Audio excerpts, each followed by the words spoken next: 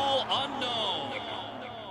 Hey everyone, welcome back to a new episode of the Football Unknown podcast. I am your host, Kerel Roserie, and today we have a special guest. We have one of Stetson's very own. Xavi Csato, play attacking mid at Stetson, originally from California, and then I moved to Florida. Okay. So how old are you, Xavi? Tell everyone your age and stuff. Yeah, I just turned 20. I came into college at 18 years old. Okay. And this is I'm going into my sophomore spring, but I took a redshirt year, so Okay. freshman spring. Yep. So we're gonna get into all of that. So before we talk about that, I'm gonna hit you with the famous question. Sure. Okay, on the Football Unknown podcast, and the question is the following: when did you first fall in love with the game of football? Can you recall that? Can you give us that memory? Yeah, that's a tough one. I mean, I started pretty late, so I really got into the game at 11. You know, Okay. a lot of people started when they were a lot younger. Yep. But I remember one game, I think I was playing like rec league with some of my friends from school, and I played like defender left back. Okay. And I scored a really nice goal from the halfway line. Yep. And after the game, like my dad was so happy, and I never seen him that happy Yeah, because my yeah. dad loves the sport. Yep. And after that, I knew like I wanted to devote my life to this game just because I Wow. loved it so much. Yep. And that was were you 11 when that happened? Yeah. So yep. So was there any other sport you played before that, or any of the sports you had interest in at that time? It's actually funny. So when I was little, Yeah. I didn't really take a liking for soccer. Yep. My dad, played it all growing up. He's from Europe, so Okay. Where in Europe? Romania. Oh wow. Pretty Okay. interesting. Yep. Okay. But yeah, he really wanted me to play when I was younger, but Mm-hmm. I didn't really take a liking for it initially. I tried basketball. Thank God I didn't do that. Yep. You know? Yep. And like I did some like running at school and Yep. stuff like that. Yep. But once I started playing with my friends who initially got me into it, like that's when I fell in love with the game, and I Yep. just decided I was gonna keep playing. So how many years did you play, like just like for fun, like rec? Yeah, so when I was really little, my dad wanted me to, tried to urge me into playing. yep. I was like 8 or 9, and I didn't really like it. But then a couple kids from school were like, "Yeah, we're doing a team. It's called AYSO, it's like Okay. American Youth Soccer League or Okay. organization." Yep. And we just got a team together, and I had fun because it was my friends. There wasn't like any stress or no worry about exactly. winning. It was just play for fun. Yep. And that's when I realized, like I was around 11, that I loved the game. Yep. And I wanted to pursue it more. Wow. And were you still in California at the time, or? Yeah. Okay. So I grew up in Los Angeles. Wow. Okay. it's How was like- that, man? It was interesting. Yeah. It's a really high level soccer in Los Angeles. Okay. And like when I progressed through the ranks, obviously I started playing rec. I got into club soccer. Then I moved to DA when DA was a Okay. thing. Yep. And I was playing with some kids now that are professional players on LAFC, LA Wow. Galaxy. So the level was really high. And so it was a great place to grow up because I Yep. was always around really good players. Yep. I would drive really far, really long distances to play with the best players because Wow. I lived in Santa Monica, which is like near the beach. Yep. But there weren't a lot of really good teams or players in the area. So I drive to more like Hollywood, SoCal, Oh, wow. Southern California. Yep. And how far of a drive was that, man? My mom's a trooper. Yeah. When I was young, she would drive me hour and 15 minutes to practice every day to get Wow. the best training. Okay. Because Yep. inner city is really where it's at. Yep. A lot of kids from that area specifically, they were raised in a household where soccer was like the only option. Exactly. And Okay. I have a lot of good friends who are playing at a high level now that I played on teams with when I was younger. Yep. But it was a trek. It was a long distance. I'd get out of school, finish, immediately drive to practice. Yep. Hour and 15 minutes. Practice was finished at 7. Oh, Hour and drive 15 minutes back. back home. It was Homework after. Oh, for sure. Okay. Yeah. So we gotta break that down, right? So Yeah. how old were you when you first joined, or when you first hopped into the competitive game, like to Yeah. the club? Probably like 13, 14. 13, 14. So What club were you playing for at the time? it was called LA United Football Academy. Okay. So it was a really good DA team. When I was younger, the 3 main teams in California were Albion, which is still a team, TFA, Total Football Academy, and then Laufa, the team I played for. Yep. And it was So- DA, you said? Yeah, it was DA. So you hopped straight from rec to DA? So when I was really younger, they didn't have DA for that age group. So I played club okay. with the team. And then Okay. by the time, I reached like 14, 15 Yep, years yep, old, you that's made the when jump. they made the jump on the same team to Yep. the DA team. Yep. So like compare how the competition and the level was, from moving to rec to playing for club. Yeah. What are some differences that you saw during that period? I mean, everything. I mean, a lot of the main things like speed of play was really high. You know, there were players that had incredible talent. Yep. Like when you're playing the rec level, there were a lot of players there that they just kind of like fill the field. You know, they're not bad players, but you know they lack some important part of their game. Yep, Like they don't have exactly. speed or they Yep. don't have the technique. Here, everyone's at the highest level, especially in California because there's North California, South California, and the middle too. Wow, So okay. there's a lot of teams Yep. and it's a really high level. So the teams that I was playing for, there wasn't a single weak player. All the players were, you know, top in every Yep. level. Even in club. Even in club. Okay. It was one of the best club teams in California. Yep. But like some of the teams we played against, like we just outshined them with our technical ability. Just because everyone had been playing Yep. since such a young age. Yep. And how long did you play club before you moved up to DA for that same organization? I think it was a year and a half. Year and a half. So like initially we were training with this one coach. His name was Gusto. He's a Okay. I think he's from Honduras. Okay. But he was yeah, really okay. knowledgeable. Yep. And all the players on the team, you know, all loved the game just like I did. So I went from playing for a team where the players were viewing it as like just do it for fun to Yep. kids who like really wanted to take it seriously. Absolutely. And I was like, this is where I need to be. Hence why I was making hour and a half, Yep. hour and 15-minute drives Yep. just to play there because I knew like I needed to be playing at a higher level Interesting. if I wanted to take the game seriously. Absolutely. So, what are some things that you say you've done, right? Playing that year and a half for Yeah. club. What are some accomplishments that you say you could Well, talk my about? team won State Cup. State Cup used to Oh, be man, okay. like the biggest thing. Yep. Before DA obviously remember became that. a thing. Yep. So we were always like within that top 4 teams in Wow. State Cup. I think we lost in the final one year, lost in the semis, but we won it one year. Wow. And that was like the main accomplishment of that team. Mm-hmm. We went to regionals. We went to Texas. Played against some like professional academy teams. Yep. But it was all like a really high level, and I think that's what made me the player I am today. Is that I was playing with such good players at a young age. Yep. And what are some things that you could say that you improved on, right? Playing that year and a half for a club. Yeah. Some So weaknesses that you better. yeah. Well, I was always the smaller side. Okay. I have always been Okay. pretty short. Yep. I'm not the strongest guy. Yep. But because I was younger and I was prioritizing my technical ability, I didn't Okay. have any other factors in my game Yep, yet. yep. I just had to rely completely on my technical ability. Interesting, yep. So when I was able to develop more, I grew up. I Yep. got some strength, some speed. It was big difference because now I didn't have to rely on just my technical ability. I could use my speed to get around a player instead of having to beat him using foot skills and Yep, stuff like that. yep. So I'm really happy that that's the way things turned out because I know a lot of players when they're younger will prioritize their speed. I played ODP. Do you know what ODP is? Yeah, I know what ODP is. So I played ODP for 1 year. okay. How was that, man? It was interesting. It's all of California. Yep. So there's Yep. a lot of different styles of player. There were strikers that, Okay. they could finish like crazy, had crazy speed, but, Yep. they lacked in the other capacities because they were so reliant on using their strength or their speed. And, when they developed and they got older, those facets of their game were weaker than others. Yep. And, they didn't end up playing at a higher level. But because, I learned my technical ability early and then I was able to develop into my body, it just made things a lot easier. Wow. But it was a great experience. Yep. So you moved. Okay, so now moving up to DA now, right? Yeah. How was that? How was that jump, man? How was trying to match that level, and what are some challenges that you saw? Yeah. So I'm born the last day of 2003. Oh, okay. And the way they used to group is they grouped it by year. Yep. So I was always the youngest player Yep. on the field. Yep. And on top of that, I was underdeveloped for my age. So I was playing with guys that were like men, and I was still a boy. Yep. You know. Yep. But I had a coach that believed in me, and which I was really fortunate for because I know there were a lot of really good players there that the coach just didn't prefer. So I got a lot of opportunities to play. And it was a great level. I mean, I was always improving. I was always playing against players that were stronger than me, faster than me. So I had to compensate. Yep. Which helped me a lot now because my speed of the play on the ball is, top tier, and that's what I pride myself on. Absolutely.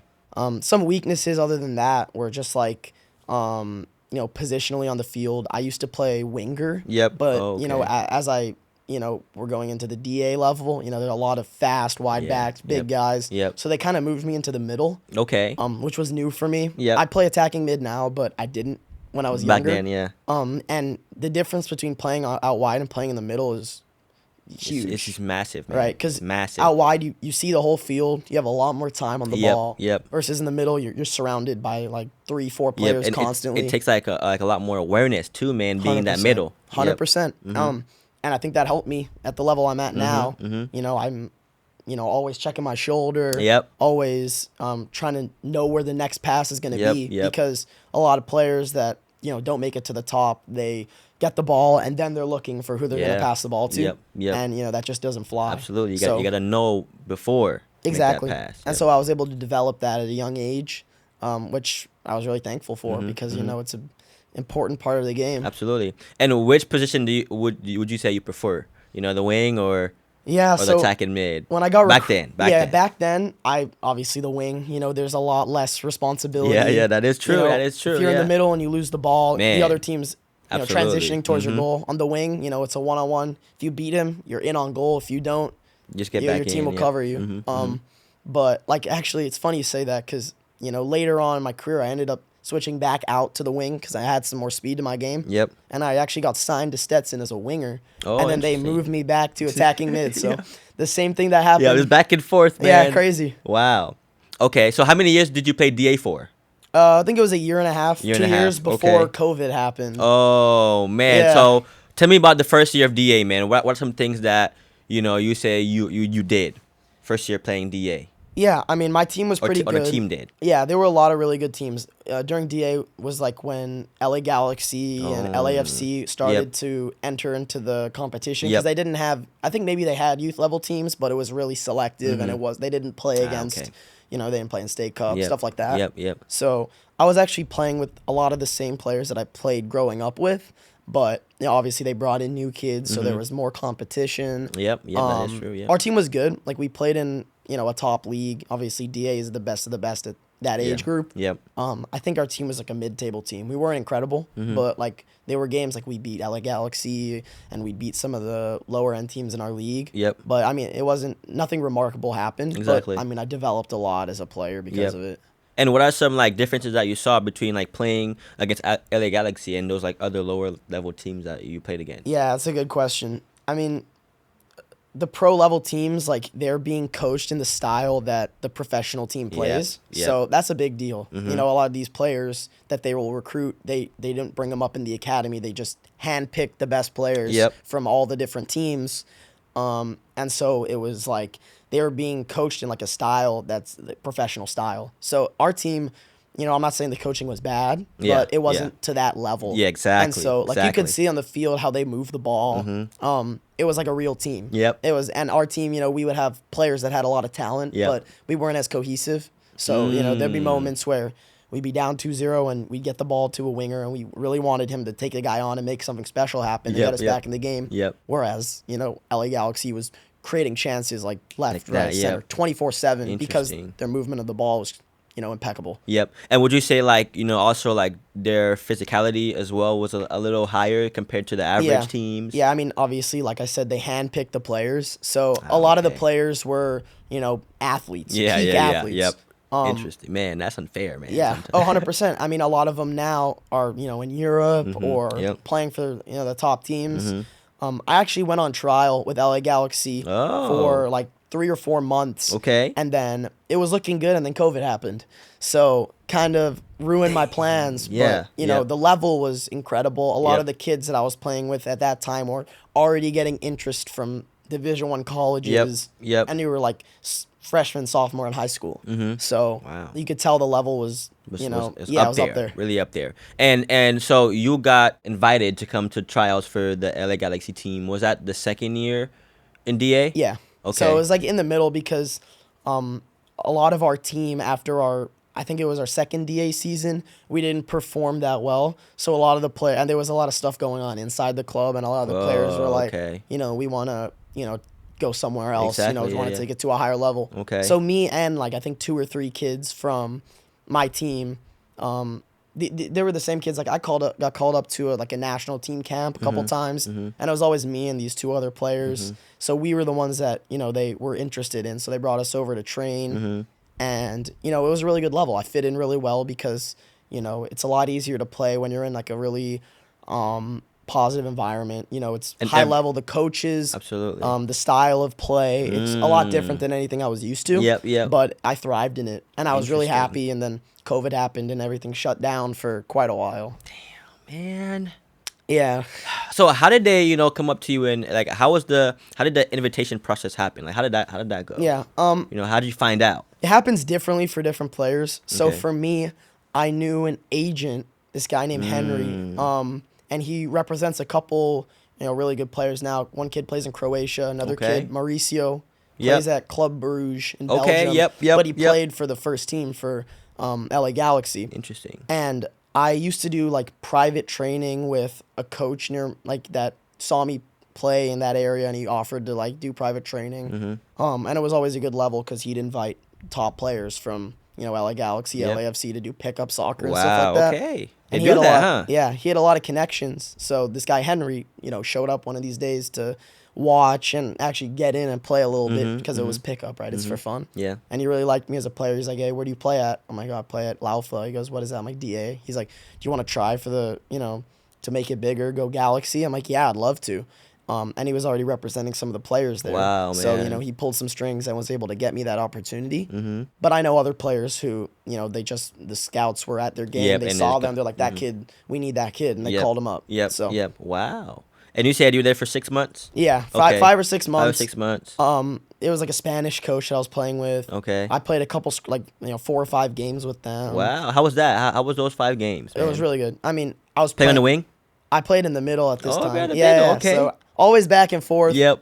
But the coach was a really cool guy. He's from Spain, Mm-hmm. and I have a really Spanish style of soccer. I play really quick on the ball. I keep it simple. Or at least when I was younger. Mm-hmm. Yeah, Now I've yeah. added a little more flair to my game. But it was always like really positive environment. Absolutely. The players around me knew what they were doing. Yep, You know, yep. there were kids I were playing with in the past that I'd get the ball and they're running away from it, or they're always Yep. doing the opposite Exactly, thing. exactly. These kids, it was like the nitty gritty. They had it on Wow. lock. Absolutely. So, it was really good. The games, I played great. The coach loved me. Mm-hmm. And then during COVID, they did like a whole restructuring process.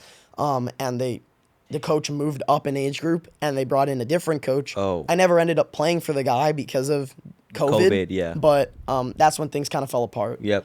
And that's actually how I ended up coming to Florida. Okay. So- So yeah, let's talk about that. So, you were still training and playing with Galaxy. Yeah. COVID happens. Everywhere is on lockdown. Things are going crazy. Yeah. What was running through your mind at that time, man? Like, oh my gosh, like I'm pretty sure you knew right at the back of your mind, man. Like things might not stick with Galaxy right Yeah. now. So, tell me your thought process at that time. Yeah, so we actually didn't know how COVID was going to impact soccer because, Yeah, eventually no one did, man. they ended up shutting down DA completely, and that's how MLS Next Yeah, was born. yep. But there was a whole year in between that, Yep. and that was like my sophomore year of high school, which is a pretty big year It for is. It is. development, Mhm. recruitment, a lot of stuff. Absolutely. So they stopped training, because DA shut down. So I was training with like an ECNL team by my Mm-hmm. Okay. house because I Yep. knew the coach from when I was little, Yep. and he knew I was a good player. He's Yep. like, "Come play," and the level was lower, but it was better than Then nothing, no right? training. Yeah, exactly.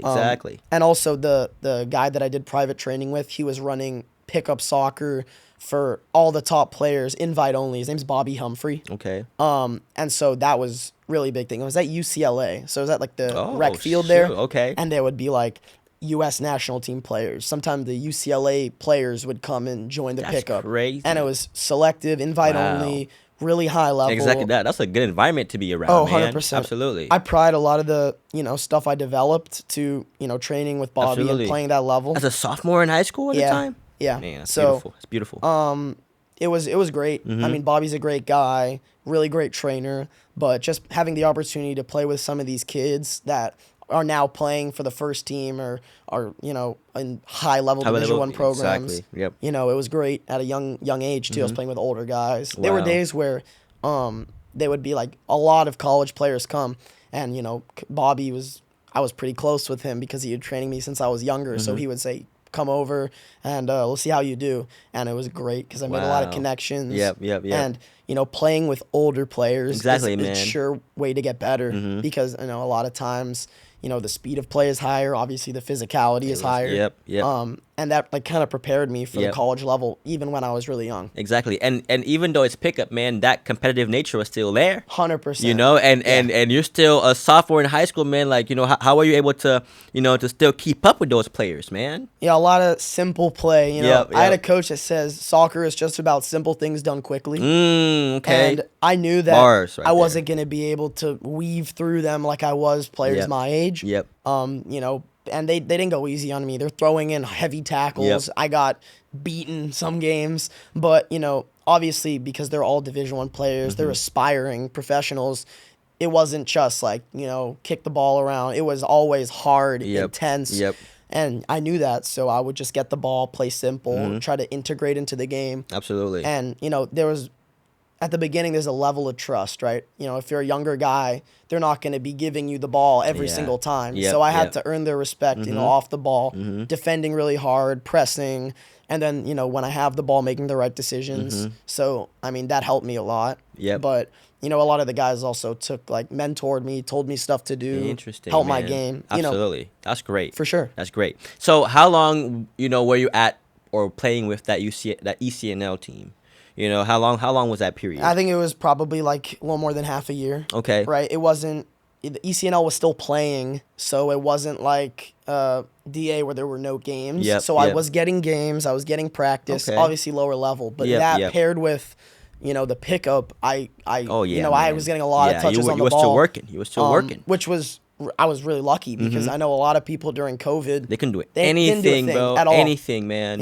Yep. So I was really privileged to have that opportunity. Absolutely. And the ECNL team, like a Yeah, lot yeah. of the How was that players, team? Yeah. it was like 20 minutes from my house. Okay. So it was like, training 3 times a week. It's Yep. not as serious. It's not training every single Yep, day. yep. And games on the weekends would be like training 3 times a week for an hour and a half. Yep. And then the other days I would go to play pickup. So it was like I was really getting good. a lot of touches, and it was really good for development. Yep. So you played there until you made that move to Florida. Yeah. So was it like the whole family moved to Florida? Like tell me about that, man. Tell me about So this is actually through Bobby. Bobby helped me Okay. out a lot in my soccer career.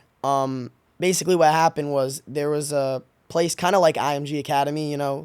Sarasota. Yep. But it's called Club Med Academy, and Okay. it's in Port St. Lucie, which is 15 minutes from where I live now, Yep. which is in like South Florida, but like still pretty north of Okay. like West Palm Beach and Miami. Oh, okay. Yep. So this guy Tom Durkin, he's the coach. He used to coach the U17 national team.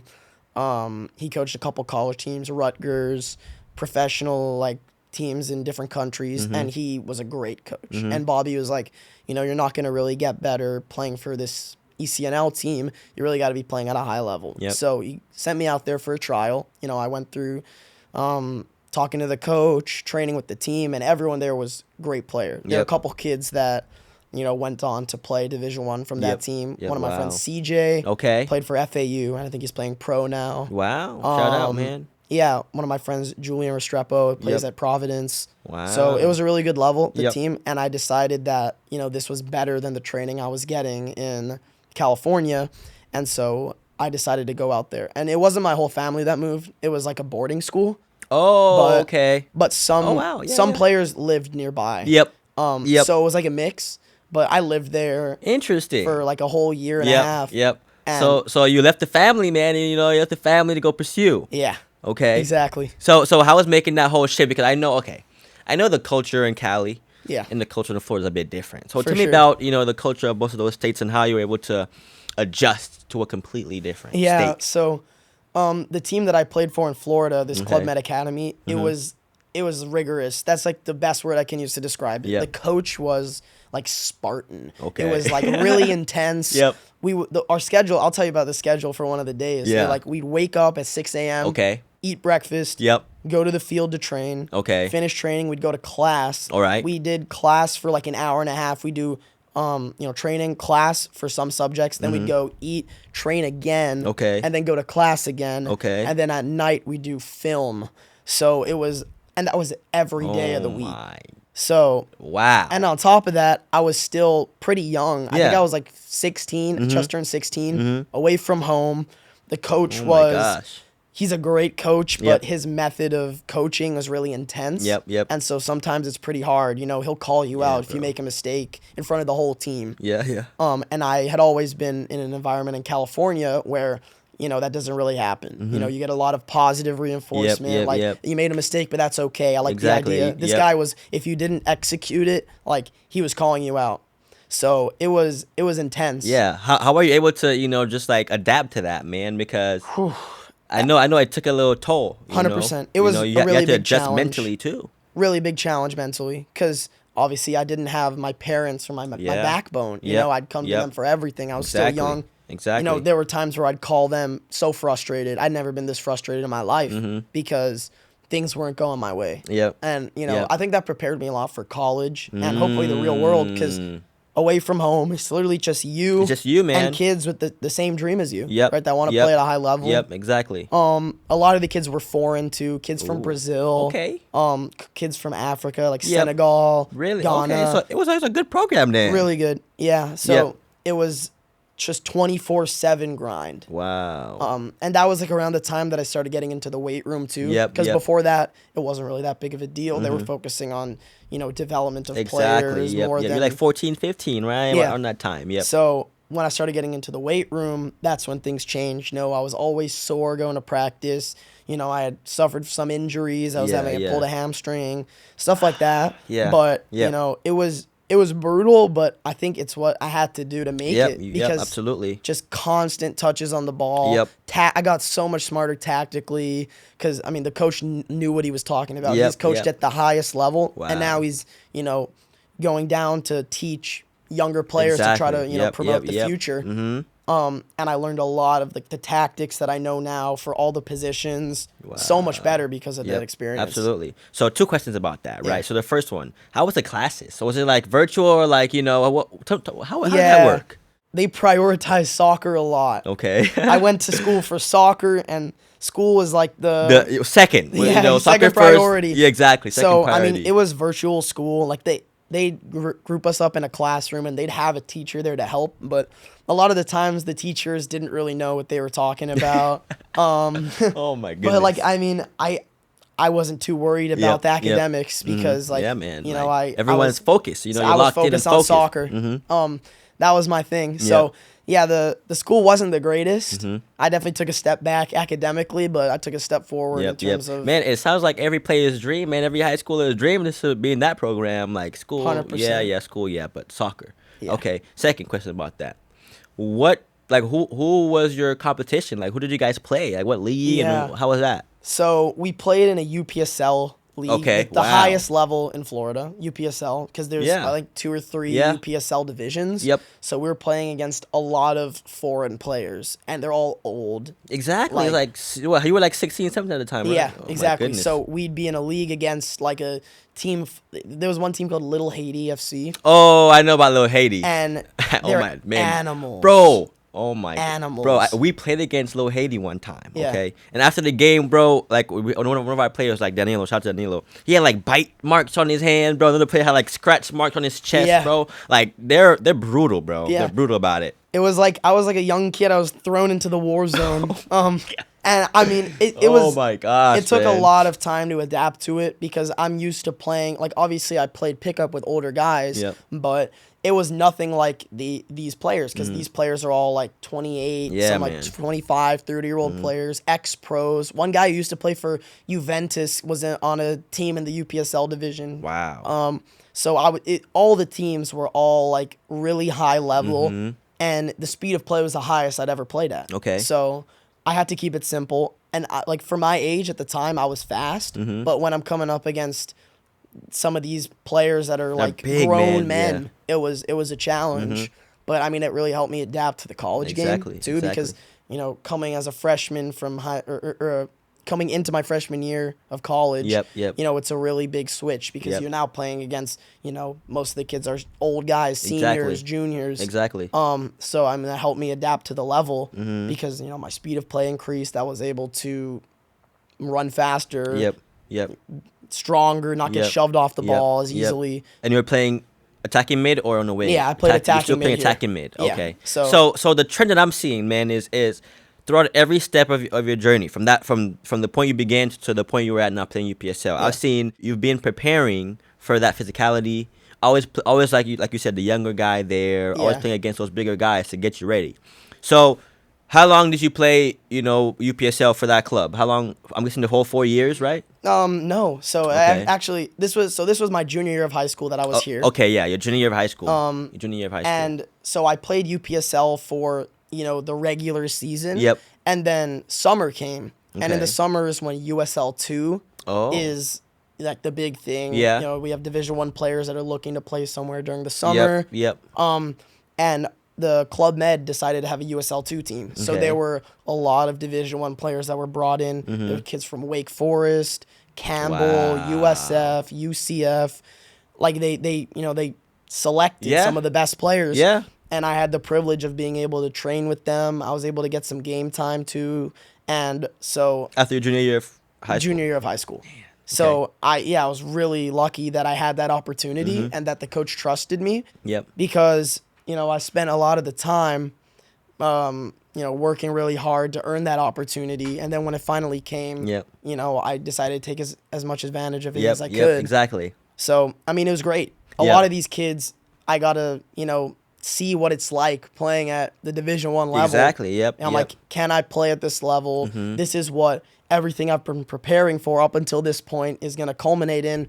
And I was able to gauge myself Yep. compared to them Yep. and see, where I had to improve. So, okay. So you weren't new to this environment because you were still training with Bobby. Yeah. And those boys. So, but I'm guessing, right, was there anything you saw differently, right, that was new to you when you played and trained with those players that played with you for that USL 2 team? Just the consistency of it, because Okay. at a high level, everyone is doing, the hard passes, the hard shots, everything's consistent, right? When I was playing with the UPSL team, they were kids my age too. I wasn't the youngest one there. Yep. They were obviously kids older than me. Yep. But, sometimes in practice, they would have a great shot and then the next one would go wide, right? These guys were so consistent on Yep. everything. Yep. Even the simple things, there were no errors. And I was like, okay, my technique has been really high up until this point, but I wasn't that consistent. Yep. And so I realized that I really need to focus on just the consistency of everything. There should be no unforced errors, Yep. Yep. stray passes. If you have a one-on-one with the goalie, you take the opportunity, you don't Yep. miss. Absolutely. Stuff like that, Yep. because at the end, that's what's going to make you a better player and get you noticed. 100%. So, 100%. yeah, that's- and the first time playing with those boys with Bobby, it was still pickup. Yeah. But now it's you gotta perform. It's Yeah. competitive. It's a game. Okay. And so, sorry, but No. it was incredible. Just not only the physicality of the players, but their speed of play. That's the biggest thing. And pickup, there's kids trying out stuff, that they're it's freedom, right? There's not any exactly. consequences, right? These guys were it's like a college game, it's completely competitive. Yep. All these kids were older guys. Some of them had the dream of going pro. They Yep. were, post-college. Oh, okay. And so, that's the highest level that I could play Exactly. at that age. Yep. Yeah. Wow. So how was that summer, man? Training and playing with those boys. Recap. What games did you guys play, and how many games did you guys win, and stuff like that? So I didn't play in the USL 2 league games until the last 5 games of the season. Okay. Because that's when a lot of the older guys started to leave. Going back, yeah. But the team was still comprised of all D1 players, and then they called me and 2 other kids up to play with them from the younger team. Still in high school is crazy. Yeah, and it was crazy. All the other kids that I was playing with, and the younger ones too, were all at the same level. There was no one that was lower. Yep. There was no, players that were killing the speed of play. Holding the team back a little Exactly. bit. So it was a great opportunity. Yep. And, I made a lot of friends with the older guys, and one of them actually ended up playing at Stetson, Michael Smith, the goalie. Oh, He yeah, was yeah. there. Oh, okay. Yeah. Yeah. So I met him. Gio too. I think Gio was on the team. Oh, Gio was on that team too? Yeah. Interesting. So I met some of them before I You went over. Yeah, exactly. Okay, interesting. So going back to your senior year after that summer, Yeah.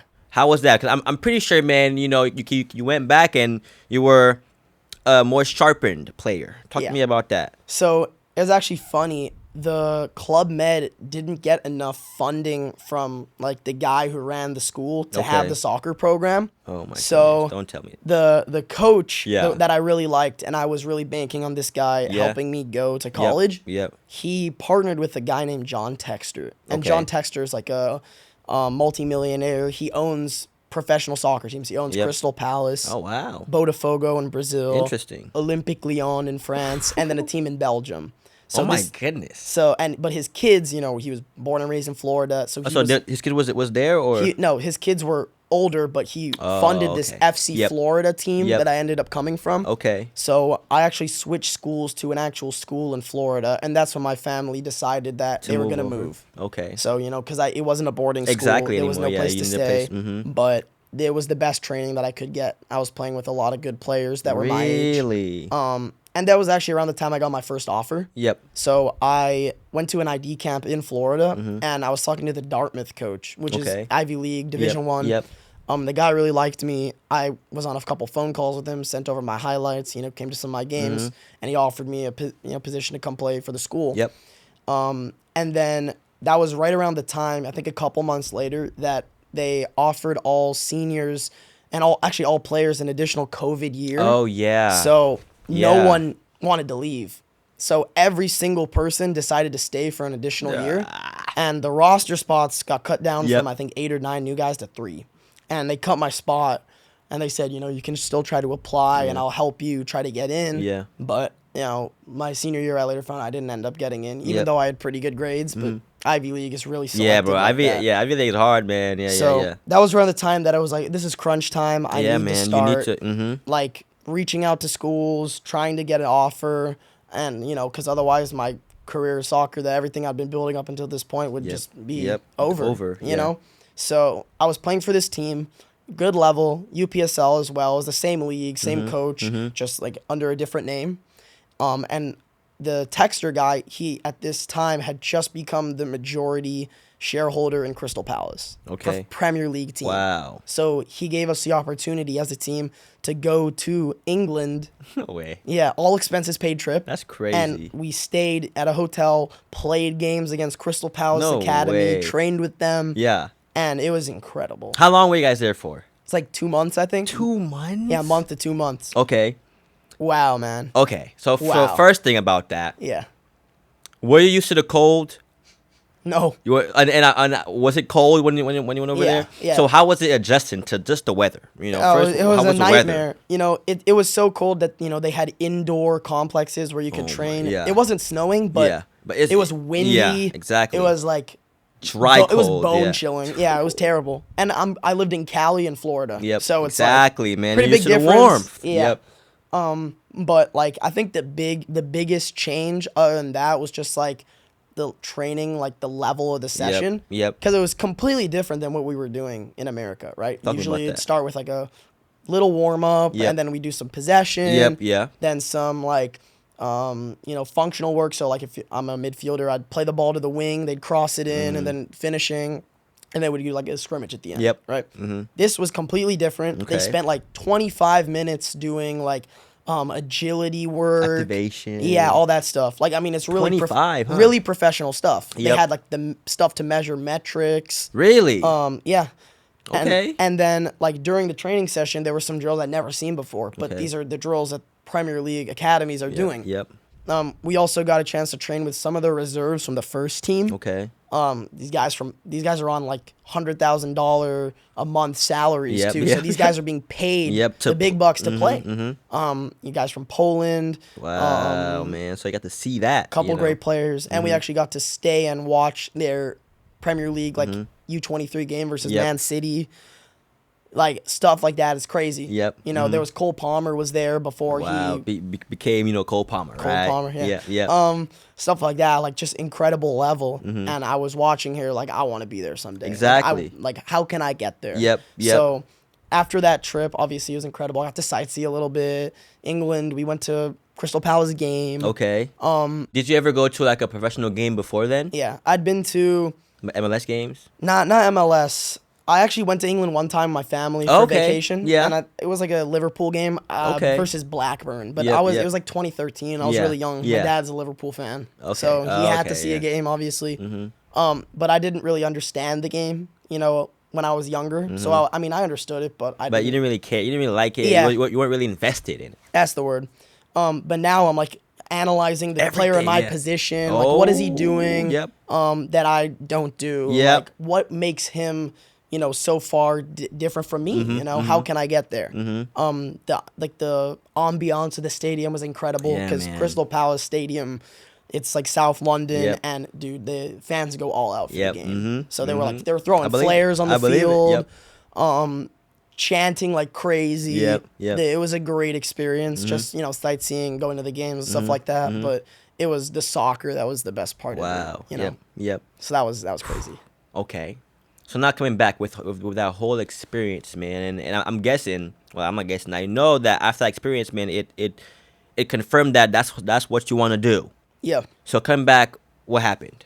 Talking about that. What was next? Yeah. So our team plays in some tournaments during the year. That like Montverde Academy has a tournament, the SEMA tournament. And that's when a lot of top teams in Florida, they call them in to play against Montverde Academy's teams. Mm-hmm. And Montverde Academy is known for producing a lot of Division I players. Some of them get drafted first pick in the first round of the draft a couple years ago. That's crazy. So yeah. So it was a great opportunity, and I knew going into it that this was like there were gonna be coaches there, right? Because everyone comes to watch Montverde play. They have like 3 teams, and the top 2 teams are all Division I caliber players. And so I was playing in the game. I think my team started off, we played SEMA Varsity, which is their 3rd team, which is still a really high level. I scored 2 goals, 2 great goals in the game, and I just knew like for the rest of the tournament that like this, I was playing well. I was going to make something happen. Next game we played against Weston.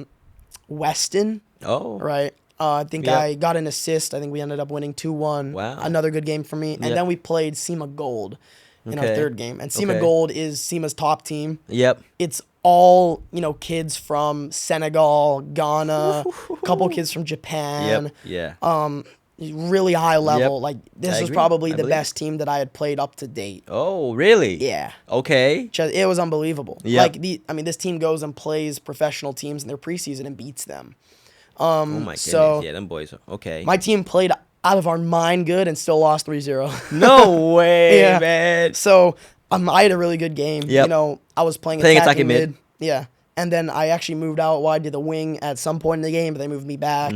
But, I was playing really well against the top competition. Exactly. And then in our last game, we played against SEMA Elite, which is their 2nd team, which most of the players still end up going to Division I. Yep. It's actually a player on our team now, Haya.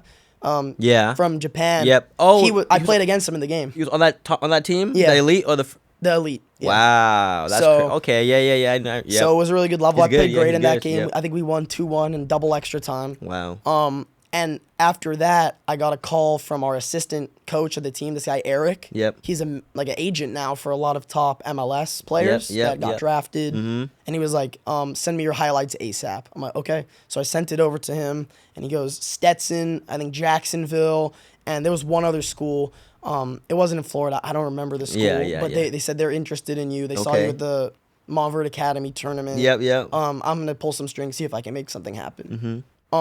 So all in that time, I'm waiting, and all the meanwhile, my team has been playing high school. So we're playing UPSL, but as soon as that ended, we played in a high school season. Okay. And high school. Okay. Yeah. So that was really fun. I mean, the competition was pretty bad. Yeah. But getting that whole high school experience. You know what I mean? Exactly. You got to. Because I hadn't played up until that point. Yep. And then my team was good. We had all of our academy players that were of age. That's playing not fair, for the high man. School That's team. not fair. I know.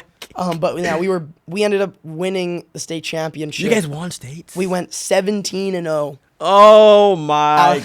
I'm over here struggling to make it to regionals, and this guy won state 17-0. We outscored opponents like 110 to like 4. I think one team scored twice on us. It was in the final. Oh my gosh. And our school had never won a state championship in any sport till that date. And the school that we were playing against in the final, they had won it the last 4 years. So it was like Oh my! big opportunity. Exactly. You guys just came in and just wiped it clean, huh? And the funny thing was the game was actually played in DeLand, which is at Stetson's campus. No way, man. Isn't that crazy? That's How things lined up? Crazy. That's insane, man. Yeah. Okay. I'm not sure if this is a thing they do at every high school, but I know at our high school, like if you guys win like either states or districts or whatever, like they put like a banner. Yeah. Did you guys have that banner put up? Yep. With the name on there. We had a whole like parade almost for our school. Oh, It's like it was snap. unheard of for our school winning it. It was a really small school. Yeah, The yeah. only reason that we had such good players is because it was affiliated with the academy. But yeah, we all got rings for it too. Wow. Oh yeah, the state rings. Yeah. And it was like a big deal in That's the community. crazy.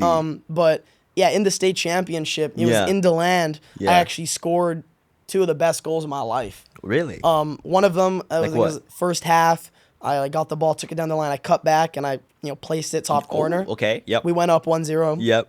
It was a great goal. I was so happy because our high school coach came out to watch, my parents, everyone. It was the vibe was crazy. Exactly. When the environment was watching, Yeah, peak environment. Yeah, for sure. And then the second goal. Yeah, so our team throughout the game, we were dominating. Yep. We went up 2-0, but Yep. then our coach, I don't know why, she pulled out a couple of our players, put on some, players that aren't as strong, Yep. not our starting lineup, and the other team got 2 goals back. Whoa. So damn. now, last 5 minutes of the game, they put him back on. Yeah. We're pushing to try to get that goal. Yep. 50 seconds left in the game. Ball falls top of the box, half volley, outside the box, goes in.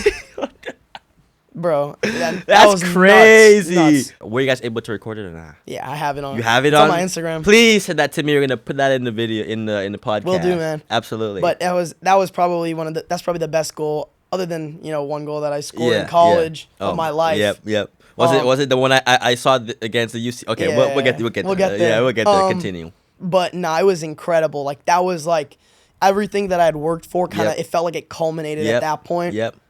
Stetson was actually, the coaches were at the game, and as the day after the game, they go, want to stay and do like a official visit. You can watch a practice. We're doing like film. You can sit and Yep. film. Yep. And I was like, I did it. Mm-hmm. It was kind of like at this point, I was like, finally, something's going my way with college. I have Yep. an offer. Yep. But the work had only just begun. Yep. Exactly. So you did the visit. Yeah. Everything worked out. You came in fall semester. Yeah. Came in the fall. Came in the fall freshman. How was it adjusting to the whole college environment? Forget about the soccer, like just the whole college environment. How was that for you? It was crazy. I mean, I played summer league going into it too. It was Okay. the USL2 again. Oh yeah. But yeah. my team this time, it wasn't like all Division I players. Like they brought in a few. Yep. But a lot of the time, we were bringing up kids from the academy who were Okay, in yep. my class. Yep. And also just really good kids in the area that had played with us before. They brought them in for the league. And we didn't do the greatest. I think we got last. But, I mean, I was playing really good competition. I played against Tavon, one of our teammates here. Wow. So, I mean, that prepared me a lot because, I mean, that was when I started, really trying to make things happen. Because before I was younger, I was like, okay, this is bringing my level up here. I Yep. was trying to now, Yep. be one of the top players. So I worked really hard over the summer. I came in, I was ready, Yep. and then I redshirted. Yep. Okay. So talk to me about that, man. So you came in, training with the team, about to kickstart the season. Yeah. What happened? Well, our roster was pretty big. I think Yeah. we had like 30 guys. Man. Yeah, we always have like a massive roster every time. Yeah, Like, continue. 100%. Yeah. I mean, I don't know why they do that. A lot of colleges do that, but Yep. ours is just abnormally large. I mean, okay. My conspiracy is, the coach really wants the environment to be just so competitive that Yeah. everyone, wants to just peak every time. So like The level high. the high level high. Yeah. Yeah. That's what I think. I think that, I mean, I see that. Yep. Like this year, as opposed to my freshman year, we had 38 or 30, Yeah, 36. 36, man. Like, 36. man, that was 3 full teams of 11 Yeah, plus man, 3 that- subs, which is crazy. Yep. Yep. But my freshman year, I was I think the second youngest kid coming in. In terms of freshmen, they brought in, it was me, my friend Max, who's a goalie. Yeah, yeah. One or two kids from Orlando City, and then the rest were like 21-year-olds from Mexico or Italy. So I was really young, and I was ready. I felt like I was ready to play. Yeah. But the coach had a different plan. Okay. And so I spent a lot of that fall season just in the weight room extra, watching games from the bench. It was a pretty tough time for me mentally. Coming from, especially hitting that peak, man, with the high school and so the whole thing, and be training and in the weight room, but just on the sidelines, just seeing him play. It was man. tough. Like, how was that mentally for you? It was brutal. Yeah. Like, that's the word I can use because, I have such a passion for the game. That's what's propelled me to be able to play at such a high level now. And I knew, like, deep down, like, I'm better than some of these kids on our team, on the other team. Yep. I was really confident in myself, and I was just really frustrated that they weren't even paying attention to me. It's the fall, so the coach is really focused on making the team win. Yeah, it's true. Because that's their job. Yeah. It's the spring that they really use to develop players. But in the fall, I was just like a practice player. I'd go up against the first team. If I would do something great, like everyone would say, wow, great job, but it wouldn't really make a difference. Yeah. There was that difficult time for me because I was like, no matter how hard I work, no matter what I'm doing. It wasn't really seen. Yeah, the way I wasn't getting that attention. And then spring season came. Okay. And that's when I really like shifted things into third gear. Yeah. And I was like, all right, this is my chance. Yep. They're going to be looking at me. Now I got to make something happen. Okay. So I spent all winter break, working really hard, training, hardest I've ever trained. Yep. And I came back and I was playing great. I was really fortunate because a couple players left. Gio had just graduated, played an attacking mid. Yeah, Gio. Connor Bates decided to leave instead of taking his 5th year. Yeah, Connor left so too, yep. it opened up that spot. And I was like, I really want that spot. I'm going to work as hard as I can. So I would wake up early morning, go to the field, train on my own, then go to the gym. Yeah. Okay. And then go train again with the team. Wow, man. Really? Yeah. What time would you get up? 6 a.m. Wow. Okay. Yeah. Like 6:15, 6:30. Yep.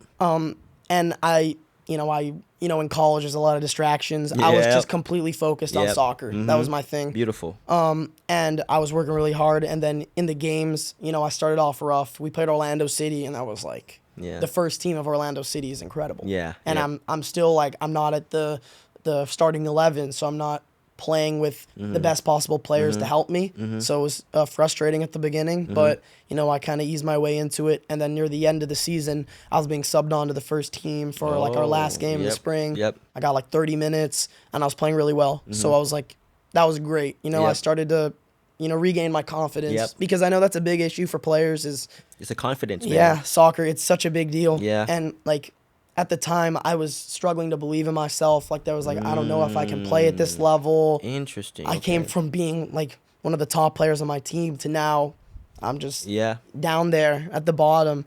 And I had to work my way up, and that really helped me mentally. It's just putting in extra work. Yep. Faith in God. I prayed a lot. Yep. That helped me get through a difficult time. You need that. Yep. Especially, man, like, and the thing is, the funny thing is, I saw it. I saw when you came in, playing on the third team. I remember coming in just to, when I was still doing the little footage thing, videoing, seeing you, man, from the third team, and then last fall, all the way up to the first and just excelling there. So after the spring season now, right, and then moving into the fall, well, this fall, what happened?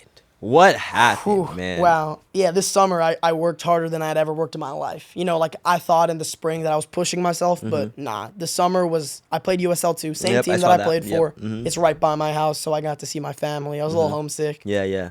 But it was wake up, go to training, then I'd finish training, go to the gym, finish that, and then I'd go with some of my friends at night to play like pickup soccer, or I'd do like watch games on my own, go outside. I trained a lot barefoot, which is a pretty interesting thing, but that helped me a lot because as opposed to the weight room, soccer's a lot of reliance on fascial tension in your muscles. Oh, interesting. Okay. Yeah, it's interesting. I did a lot of reading about it. Yeah. But I would go outside just like in the grass or on like my backyard, just barefoot, juggling, getting touches in, and my touching improved like crazy. The ball stuck to me like glue. Yep.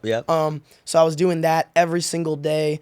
I was playing great in summer league. I had like 4 or 5 really nice goals against, top Division 1 players.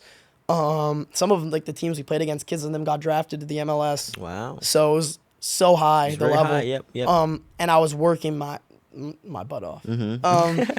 But near the end, I actually tore my oblique. Oh my! Right here, Summer? I overworked myself. Oh, and in snap. one of our last games of the season, Yeah. I had like a through ball and I ran and I tried to shoot, but I like kind of reached for the ball. Oh, okay. Because it was a little too far in front of me. Yeah. And I felt it like rip off. So there's something called the iliac crest, which is like right on your pelvis. Okay. And it's where a lot of muscles attach. Okay. So yeah. I had like a pretty bad tear on my oblique, a light tear on my glute, and also a tear on my groin. So that entire area was in pain. Yeah, I couldn't even walk, and everything came crashing down. Yeah. And I was like, all that work that I put in, everything, like, it's over now, right? Okay. But I was really fortunate. I went to a chiropractor. His name's Dr. Ruggiero. Okay. He's the shout out, man. Yeah, shout out. If you guys have any problems, go to him. You know. Mm-hmm. He saved me. He's the chiropractor for the Miami Dolphins, Inter Miami,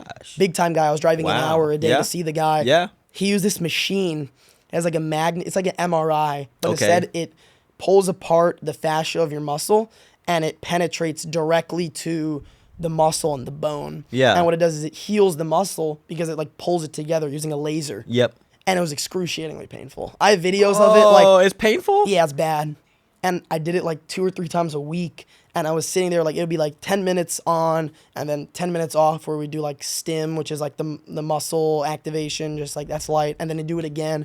And it was brutal, but like I weathered the storm. Like, I have to do this if I want to come back and play. Because like I channeled that feeling in the fall last year. I'm like, I can't let myself be in that spot again. Yep. I need to play. Exactly. It's a big year for me. Yep. So big opportunities with those 2 players leaving. Yeah. So I came back and I was still injured a little bit, but I was on the road to recovery. And from the beginning, I thought that because of how well I did in the spring, it was going to propel me higher. But they brought in 2 kids in my position. Yeah, man. So, like you said, big roster. They create a lot of competition. Most colleges do that. And they were both great players. Haya, the one from Montverde, and then Mike, my buddy, he was a Division III All-American player. Oh, wow. Which is interesting because I got to see, like, how's the D3 level compared to D1, right? Yep. But it was tough, mentally in that stage because I'm coming back from an injury. I was on the 3rd team again. Yeah. Because they had signed 2 kids in that position and they both were really interested in them. Yeah, really. It was a nightmare, honestly, at the beginning. But like I said, I prayed a lot. I did everything I could in terms of rehab, going out to the field on my own. And then, we had some preseason games and, in preseason they try everyone out, even if they give them some minutes. Yep, absolutely. And the first couple games, I didn't play that much. I played like 10, I remember 5-7 minutes a game. Yep, exactly. I remember that. And I was like, games. Man, like this is terrible. I put in all this work and, but God had a plan for me, Yep, and Amen. I got an opportunity against Rollins. Yep. That was the first game that I played, significant minutes. That was the preseason still? Yeah, this is still preseason. Was that the one where you got that foul? Yeah. Okay. Yeah. So I got subbed on for like 30 minutes at the end of the game. And I knew, like, I got to make something happen, right? Like, I'd never get this much time. Yep. So I just ran as much as I could. Man, listen, I'll even vouch for you in that game because, bro, I remember that game. It was a home game. Yeah. I came out, and the moment they brought this guy in, he was just running, working the entire. Like, everyone's burnt out, like, just trying to keep up. Yeah. This guy's just working. And, like, we were down. Weren't we down? Or yeah, we were down. One. And this guy's just working. I'm like, okay. And then you got that foul. Yeah, so I was pressing. It was low-key, like, a lot of our team, like you said, were pretty winded. Yeah. So some of them were not even running. They were just dropped back. And I was up there pressing in, like, a 3v1. Yep. And I was able to win the ball back right by their goal. I poked it away from the guy. Right in front of the goal, I got fouled. We got a free kick, and we scored. Yep. It was Alvaro. Alvaro, yeah. It was Alvaro. a banger, too. Yep. We ended up going on to win the game. And at practice the next day, one of the assistants came up to me. What did he say? He was like, you really impacted the game. Like, you were really dynamic out there, which is, something that we were missing. Because that was our first win of preseason. We ended up tying 2 games. We had a loss. Man.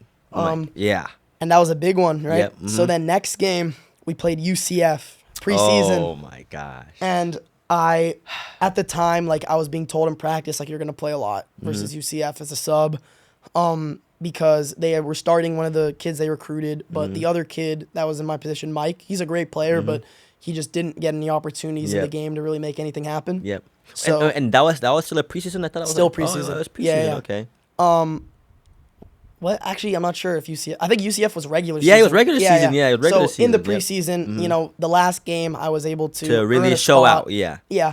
And then in UCF, you know, they were telling me you're going to play a lot, man. You're going to play a lot. And I was like, I was pretty nervous. I'm not going to lie. Man. This was my first, like, real chance. Yeah, bro. And UCF was like, what They are were they? like Like number one, bro. in the Number one. nation. Yep, exactly. So I'm like, yeah, I have to see that game. Yeah. So in the first half, we were doing okay. Like, you're holding your own, man. Yeah, we kind of let them have the ball. Like, we're a really defensive-oriented team. Like, we press really well. We're really compact. Yep, exactly. But on the ball, you know, UCF is so technical. So we were, like, you know, struggling to stay in the game, but we were there. You know, we were tied. And then we went down 1-0 near the end of the first half. Right, and I got subbed in for like the last 10 minutes of the half. We were already down 1-0.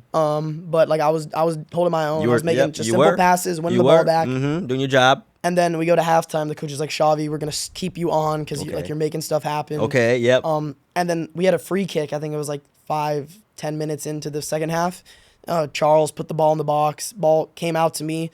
I like flicked it over one of the guy's legs, and I just hit a top bins. And the funny thing is like after you like flicked it over that one guy, and then you passed that other guy. Yeah. Everyone was asking you to shoot the ball. Yeah. So then you just hit it. Yeah. And then it was beautiful. It was perfect. It was beautiful. You know, and I think that was one of the most important goals of my life, just because it was like I had an opportunity and I took it. You know, it's so difficult coming from being a redshirt player to really, you know, progress to being a player on the team. You know, there's a lot of the kids that redshirted with me that didn't get that same opportunity, or they did and they didn't take advantage of it. But I was so fortunate that I had the opportunity, just that the ball fell to me in that position, and all the practice I was putting in, shooting. And the confidence to shoot that too, man. For sure. You know? I knew that I had to make something happen because like this was my chance. And I took it, went in, it was incredible goal. Unfortunately, we ended up going on to lose the game in the last 2 minutes. Yep, man. Yeah. It was a really nice goal from the kid. But that was a big game for me because that's when absolutely, man. You know, they started really like, okay, this guy makes things happen. And then the next day I overslept practice. Oh my gosh, what do you mean? Yeah, so I think it was like a Wednesday too, the game. And Thursday we had off, which makes it even worse. And then Friday practice, and I overslept practice by 30 minutes. My alarm didn't go off. And I was like, oh God. But, you know, luckily they were like, all right, you know, we're gonna punish you by not playing you for the first half of the next regular season game. Which I'm like, that's fair. You know, missing practice is like the worst thing you can do at the college level. Absolutely, bro. But I came into that game, I think we played St. Thomas, which is a team from Minnesota, and they weren't the greatest. I'd never heard of them. But I got subbed on at halftime. I think we were winning 2-0, and I got 2 assists and a goal, and in one half, and I felt like I was on fire. And the coaches were like, you know, this guy is going off. Yeah, and that's a big thing in college is just end product because there's a lot of great players. They can dribble through 5 guys, pass it across, and the team misses. Right? It's all about numbers, unfortunately. Exactly. You know, yeah, like, man. The whole college system is just built that way, unfortunately. Yeah. So I just really prioritize making those decisions to, like, you know, take the shot or make the final pass. And once I had a lot of product, I was like leading the team on points, and I had like some of the least minutes played out of the top 15 players. And then the next game after that, we played, I think, UNF. In our first conference game. Yeah. I got subbed on that game, and I got an assist in that one too, and we ended up winning. That was our first league conference game, and that was like a huge deal. And then from that point on, I was just getting more and more minutes in games, getting more comfortable with the level, because, you know, being thrown out there and expected to do something's pretty difficult. But once you're there and you can consistently experience like that speed of play, how much time you have on the ball, you know, watching it, like I was able to understand like how fast the game is because I spent the whole year watching just games. And I just was able to grow into the role. And then I got my first start versus FAU. Okay. That was a non-conference but a regular season game, and we ended up winning 3-2, I think. Wow, yeah. But I played really well. You know, Yep. I didn't have any goals or assists, but like I was in the middle of the field, like creating a lot of chances for the team. And then I just kept taking that momentum on as Exactly, far yeah. as I could. Yep. And then we ended up, I think, playing. Who was it? I got one more. Lipscomb. Oh, we yeah. that was a big one too. Yep. That was home, right? Yeah, it was home. Yeah, it was home. So yep. Lipscomb was undefeated in the conference up until that point. I think like 6-0 or something, and they were coming to us, and we really needed a good result if we wanted to make it to playoffs. Yep. And so I got subbed on. My coach really liked using me as a sub just because, like, when I was starting, I was doing well, but there wasn't that end product, like I was saying. Yep. So I came on, like, I was just running as much as I could because, like, at the time we were tied, and I'm like, we need to change the game somehow. And I was able to win the ball back. We got a corner kick that came to me top of the box. I turned, beat a guy, and then I slipped Mata through, and he scored a really nice goal. So we went up 2-1. And then they were just kind of like pushing to get the equalizing goal, so they sent a lot of numbers up. They got us on a counterattack, or we got them on a counterattack. I got the ball. I set the ball to Conde, and he hit a really nice goal. We ended up winning 3-1. 3-1, right? Yeah, that's and that was a big one for me too, because like Lipscomb's a top team. Yeah. You know, they went to NCAA tournament. Yep. And I was out there like making plays against them. Exactly. And so my confidence was at an all-time high. We went into playoffs, I think, as the 3rd seed, which is not bad. We really wanted to host, but didn't happen. That would be great. Beat JU first round, and then Bellarmine, which still haunts me to this day. Last minute of double extra time. Yes, bro. We gave away a penalty, and they got a goal, and it just like the dreams, everything just went down. I watched that game, man. I'm like, dang, man. And we were so prepared too. We went up 2-0 in the first half, and we're like, bro, this is it. That's what I'm saying, bro. It's like, and wasn't it something similar like the season before that too? Yeah, exactly. Bellarmine knocked us out. They're just like our kryptonite. Yeah, bro. Like how they play, they pack in really tight, and then they play really direct too, man. Yeah, literally as soon as they win the ball, they just pump it as far as they can in our own half, kind of reset the progress we made. But I really believe firmly that we're gonna get them next year, because I think that we're so close to breaking them down, because they're such a tough team to break down. Yeah. But you know, it's gonna happen. It's gonna happen. And we're working now to make it happen. Absolutely, it's gonna happen. Okay. Yeah. So, man, before we close, I remember there's some accomplishments, some like thing, like give me the names of those things. So I got freshman of the year for the Atlantic Sun, which is our conference. Yeah. That was incredible. You know, that was a dream come true. Absolutely. Yep. And then I got ranked top 100 freshman in college. Yeah. So during the mid-season, which was halfway through our season, I got ranked 89th. And then after the season ended, I moved up to 67th, which is just crazy. I mean, that's beautiful. You know, like that's wow, from starting from nothing. Yep. You know, from the 3rd team, you know, to to the top. Beautiful. Yeah, and just all glory to God, man, because I couldn't have done it without him, and I couldn't have done it without, you know, my teammates who pushed me, my parents who were there for me, you know, giving me advice.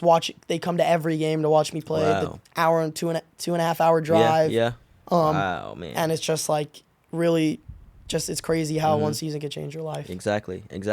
You know, and you have 3 more to go. Exactly. 3 more to go. Exactly. I can't wait to see how it turns out, wait. man. So Xavi, coming from, you know, the 3rd team for Stetson to top 67th player all freshman in the nation. Yeah. You know, like, is there any advice you'd like to give any athlete, any, you know, college player, any high school player that wants to make it to the next level? Yeah, I mean, just confidence in yourself. Like, a lot of players know that they're a good player deep down, but, like, they don't show it on the field. Like, I know I've had problems in the past where, you know, I know that I'm a lot better than how I'm playing, but I'm playing too passive, or I'm not taking enough risks. You know, just have faith in yourself, faith in God, and just work, like, on your own. Like, if you're training with your team, go out there on your own and train.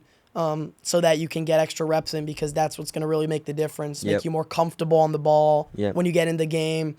I think that's the biggest thing that, you know, changed my life, is just putting work in and having faith in God. Absolutely. Yeah. Wow. Well, man, Xavi, man, it was great having you on the podcast. You know, we've been talking about this for a while, but after I saw you play last season, man, I'm like, nah, I have to get this guy on to share what happened. You know, so It was really great, talking with you and getting your full story, man. And Yeah. and I wish you nothing but the best for the rest of the season. In the next couple of years you have left, I want to see you just keep on excelling. Yeah, thank you for having me, man. I'm honored to be on this podcast. We've been friends for a while, and I was Yep. bugging him like, "Yo, get me on the podcast." Yep. And he's like, "Yeah, your time will come." And thank you so much for having me, bro. Yep, absolutely, I really man. appreciate it. Absolutely. Well, great My having you man. on. Yep.